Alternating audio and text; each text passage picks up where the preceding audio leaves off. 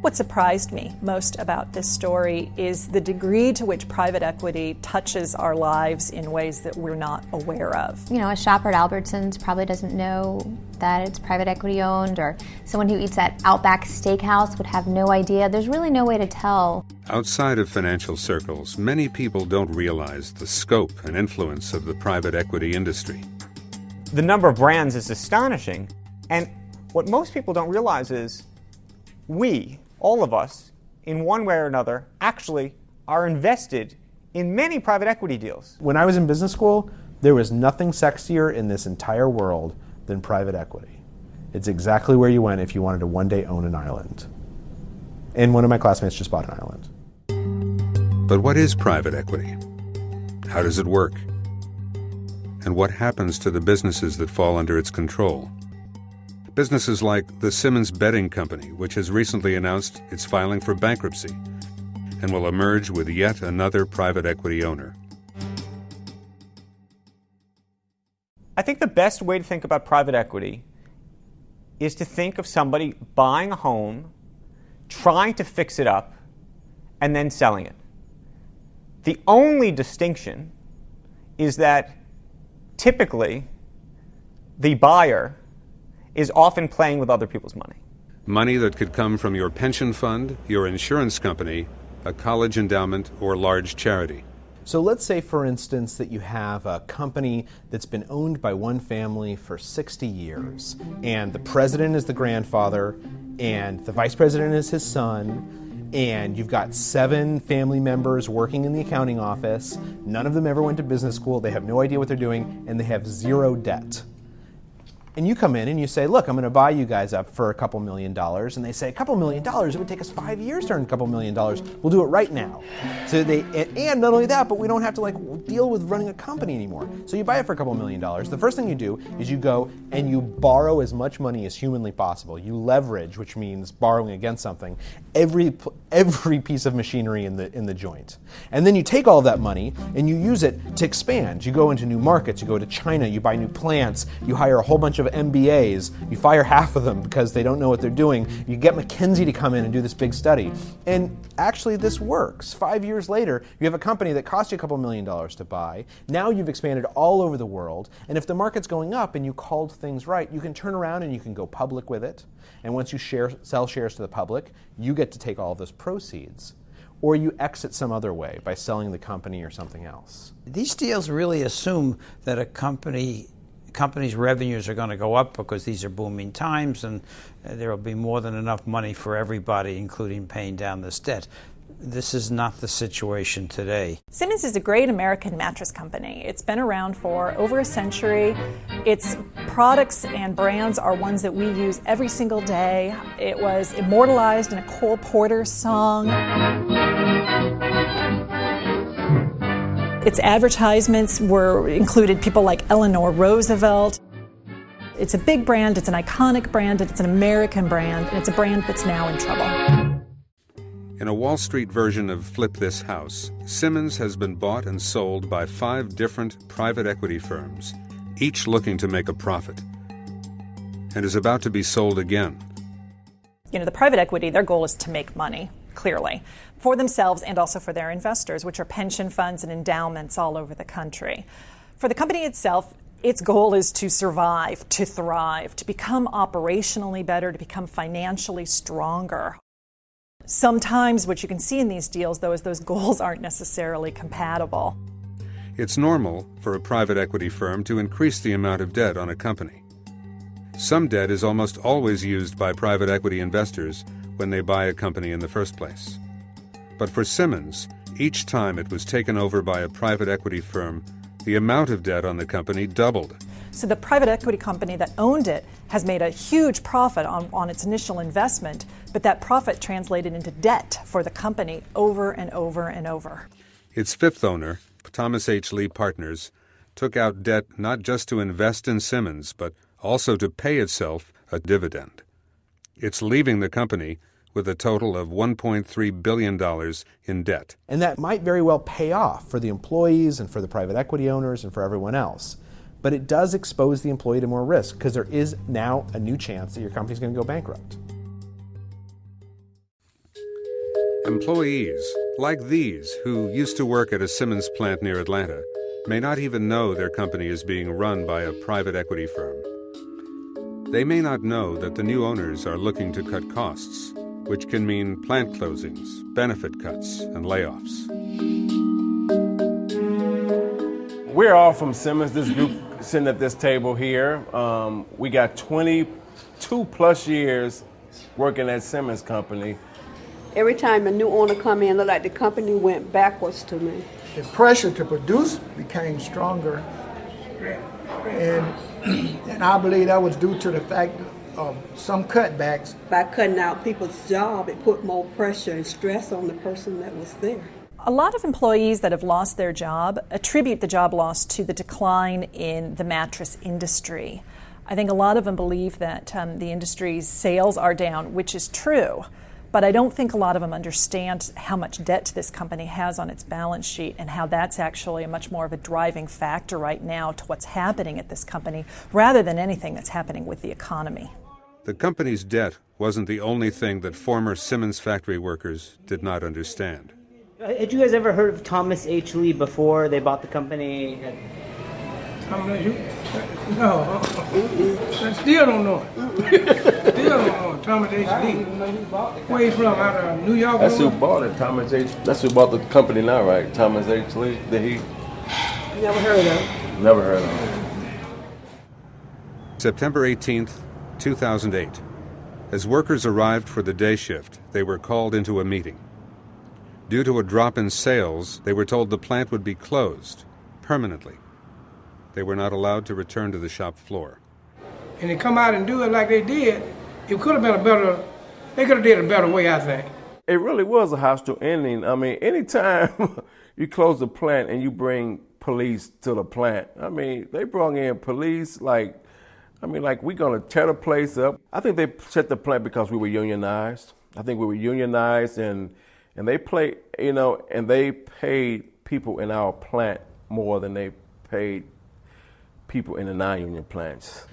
In a press release issued at the time, Simmons said, "The decision to close our Atlanta manufacturing facility is a very difficult one for us because of its impact on loyal Simmons associates. Due to weaker than expected business conditions, we simply could not justify maintaining 2 manufacturing plants in the state of Georgia. The workload would be shifted to 2 nearby plants, neither of which were unionized." After they closed the doors, the morale was low. I mean, the morale went down. People didn't know what they were going to do, where their next check was going to come from, where their meals was going to come from, how their mortgage and stuff was going to get paid. A bunch of us stayed in contact, just to see how each other's doing, but there's a lot of people still who don't have jobs. But whether this is seen as harsh treatment or an effective improvement on a company's bottom line can be a matter of perspective. For Simmons top management, working with private equity firms was a huge boon. They received all sorts of fabulous perks. The CEO, Charlie Idle, who was with the company from 2000 until just last fall, had country club dues fees paid, had the captain of his yacht paid for 1 year, received thousands of dollars in free mattresses each year, along with great salary, bonus, and equity stake in the company. A spokesman for private equity owner Thomas H. Lee Partners said Mr. Idle's compensation was in line with industry standards. The employees, the biggest perk that they sort of work for at this company was upon retirement, they would get a free mattress set. And unfortunately, that perk was taken away last year. Simmons always gave an employee that retired a new set of beddings, and they also gave them $20 a year for every year of service that you was employed there. We asked them about the people that want to retire, can they retire, and would you still give them that mattress and that money? And they still said, no, we're not giving you nothing. What has happened is really the worst case scenario for everyone. Simmons has announced it's going to be going into bankruptcy. When it comes out of it, it's going to have a new owner. The winners of the deal are clearly Thomas H. Lee Partners. They've made a profit of about $90 million. They actually consider it to be a disappointment. They were looking for a return of 2 to 4 times their investment, which is in line with what previous private equity owners had made. They walk away with a profit, but it's small. They also, though, believe that none of this was their fault. They believe they've left the company operationally in better standing than when they bought the company 6 years ago, and they also believe that what happened was sort of the perfect storm. That what happened to the economy and what happened with consumer spending had not been seen ever in the betting industry history and was unforeseeable by anybody. The other winners in the deal is probably Ares Management, which is the new private equity firm. They've gotten this at a good price. The debt levels will be manageable for them. The losers are the employees, which have already seen the workforce cut by about a third, likely to have more job cuts down the road. The bondholders lose big. Even the industry loses because there's questions about what happens to the Simmons brand. So why do companies just shift hands from one private equity group to the next private equity group to the next private equity group? One of the really big reasons why is because of how the private equity industry is structured and how people, private equity professionals, get compensated. So let's say I'm raising a private equity fund, the Charles Duhigg Fund, and I'm going to raise $1 billion. The way that I get paid is I get what's called 2 and 20 usually, which is 2% of the money that I have under management and 20% of the profits. But I only get that 2% once I've put the money to work. In fact, I only get the money once I've found a deal to put it into. Otherwise, it just stays with my investors in my investor's bank account. So let's say that I've promised everyone that I'm going to put all the money to work by year 4, and it's now year 3, and it's $1 billion fund, and I've only put $500 million. I've only invested $500 million. Now I've got a year to put $500 million to work. And what's more, if I don't do it within the next year, in some of the agreements I signed with my investors, they get to keep the money. They don't have to give it to me at all. So now I'm out there and I've got 12 months to put $500 million to work. It took me 3 years to put the other $500 million to work. I'm literally going to do any deal I possibly can. As long as it's not going to blow up in my face, I'm going to look like an idiot. If you bring me a deal and you tell me, look, the price we're selling it at, it's going to be the exact same price 3 years later, I'm still going to do that deal, because then I can go to my investors and I can say, look, I found a new deal. It's going to cost $300 million. Now I get 2% of fees on $300 million. I don't have to give the money back. Everything is happy. So the question then becomes, why does the guy on the other end of that deal do the deal with me? Why does he give me the company for $300 million? The reason is because he's in year 7 of his fund. Things are about to shut down in year 10. And what he promised everyone was, we will be exited out of all of these investments by year 10. Now, let's say that this guy has exited out of no investments because the stock market is down, and because he can't find any buyers, and because it turns out it wasn't such a great deal in the first place and he overpaid. What he's going to do is he's going to say, look, as long as I can find a buyer who's willing to give me a price that isn't embarrassing, I'm going to get out of this deal, because then I can turn to my investors and say, look what a genius I am. I got us out of this deal. And by the way, I did it before year 10, which means that we all get to keep the money and I get my percentage that I am promised. So you have a whole bunch of guys sitting in sort of a daisy chain, and even though there isn't any economic value being created by handing companies around that daisy chain for the company itself, you're creating economic value for the professionals who are handing them around, because they get paid to basically do deals. That's what happens on Wall Street, is you get paid to do deals. There's a big question, Mark, over what value the private equity firms bring. The industry's been trying very hard during this buyout boom to present itself as creating jobs, to present itself as improving operations. The private equity industry argues that its ownership results in healthier companies, more jobs, and a stronger economy. Its companies can make decisions for the long term, free of public scrutiny and quarterly earnings reports, and their returns benefit large pension funds and university endowments. However, the industry still struggles to improve its public image. Before private equity was called private equity, it was really an LBO, a leveraged buyout. It was a term that people didn't really like because it talked about leverage, it talked about debt, it talked about adding debt onto the top of companies, and became synonymous with firing people. I don't know if you recall the movie Other People's Money with Danny DeVito.